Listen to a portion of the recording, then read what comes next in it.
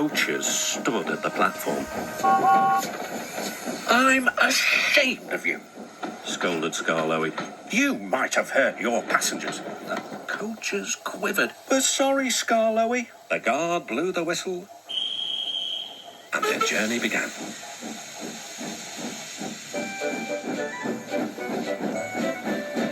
Skarloey remembered all the gates and stiles where he had to stop. The sun shone, the rails were dry. "This is lovely," sang Skarloey.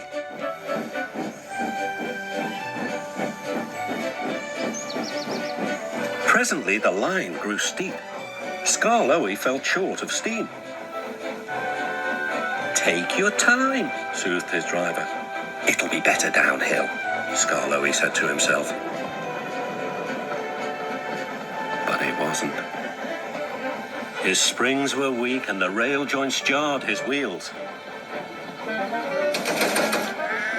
At last, a spring gave way.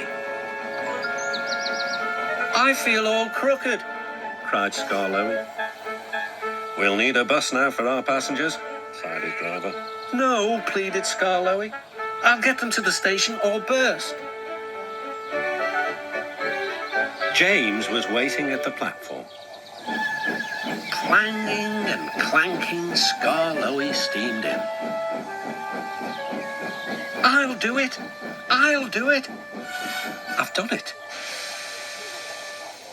James collected his passengers and respectfully puffed away.